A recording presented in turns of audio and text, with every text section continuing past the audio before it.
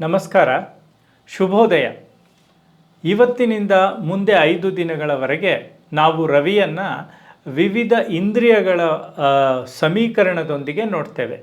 ಈ ಒಂದು ವಿಶೇಷ ಕೋರಿಕೆಯನ್ನು ಸಲ್ಲಿಸಿದ್ದು ನನ್ನ ಪುತ್ರಿ, ಅಂದರೆ ಅಣ್ಣನ ಮಗಳು ರೂಪಾ ರಾಮ್ ಪ್ರಸಾದ್ ಅವರು. ಈ ಕೆಲವು ಪದ್ಯಗಳು ಹೀಗೆ ಕೇಳುಗರ ಕೋರಿಕೆಯ ಮೇರೆಗೆ, ಕೇಳುಗರ ಇಚ್ಛೆಯ ಮೇರೆಗೆ, ಅಪೇಕ್ಷೆಯ ಮೇರೆಗೆ ತಯಾರಾಗ್ತಾ ಹೋಗುತ್ತೆ. ಅಂಥದ್ರಲ್ಲಿ ಇದು ಇಂದ್ರಿಯಗಳಿಗೆ 5 ಇಂದ್ರಿಯಗಳಿಗೆ ಸಮೀಕರಿಸಿ ರವಿಯನ್ನು ಚಿತ್ರಿಸುವಂತಹ ಪ್ರಯತ್ನ. ಜನನಕ್ಕೆ ಪಾಂಚಜನ್ಯ ಪ್ರತಿ ಹುಟ್ಟಿನೊಂದಿಗೆ ಅನಾಹತದ ನಾದ, ಕ್ಷಿತಿಜದಂಚಿನ ಕಿರಣಕ್ಕೆ ನಿತ್ಯನಾದದ ಕರ್ಣ ಈ ರವಿ. ಕರ್ಣ ಅನ್ಬೇಕಾದ್ರೆ ಇಲ್ಲಿ 2 ಅರ್ಥ ಇದೆ. ಒಂದು, ಯಾರು ರವಿಯ ಮಗ, ಮಹಾಭಾರತದ ಪಾತ್ರ ಅಂದರೆ ಸೂರ್ಯಪುತ್ರ, ಇದು ಒಂದು. ಇನ್ನೊಂದು ಕಿವಿ ಅಂತ. ಜನನಕ್ಕೆ ಪಾಂಚಜನ್ಯ ಪ್ರತಿ ಹುಟ್ಟಿನೊಂದಿಗೆ ಅಂದರೆ ಪ್ರತಿದಿನ ಸೂರ್ಯ ಹುಟ್ಟುತ್ತಾನಲ್ಲ, ಅದು ಪಾಂಚಜನ್ಯ. ಪಾಂಚಜನ್ಯದ ಪಾತ್ರ ಏನು? ಏನಾದರೂ ಪ್ರಮುಖ ಘಟನೆ ನಡೆಯುವಾಗ ಅದನ್ನು ಮಹಾವಿಷ್ಣು ಮೊಳಗುತ್ತಾನೆ. ಉದಾಹರಣೆಗೆ ಮಹಾಭಾರತದ ಯುದ್ಧ ನಡಿಬೇಕಾದ್ರೆ ಅದನ್ನು ಮೊದಲಿಗೆ ಕೃಷ್ಣ ಅದನ್ನು ಊದ್ತಾನೆ. ಅದಾದಮೇಲೆ ಪ್ರತಿದಿನ ಯುದ್ಧ ಮುಗಿಬೇಕಾದ್ರೆ ಕೊನೆಯಲ್ಲಿ ಆ ದಿನದ ಯುದ್ಧ ಮುಗೀತು ಅಂತ ಘೋಷಣೆ ಆಗ್ತಾ ಇದ್ದಿದ್ದೇ ಈ ಪಾಂಚಜನ್ಯದ ನಾದದಿಂದ.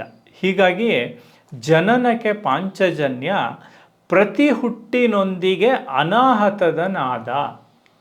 ಪ್ರತಿ ಹುಟ್ಟಿನೊಂದಿಗೆ ಅನಾಹತದ ನಾದ ಅಂದರೆ ಈ ಸೃಷ್ಟಿಯ ಮೂಲ ಶಬ್ದ ಏನಿದೆ, ಓಂಕಾರ ಅಥವಾ ಅನಾಹತ ಶಬ್ದ, ಅದನ್ನು ನಾವು ನೋಡ್ತೇವೆ ಅಥವಾ ಕೇಳಿಸ್ಕೊಳ್ತೀವಿ. ಯಾವಾಗ?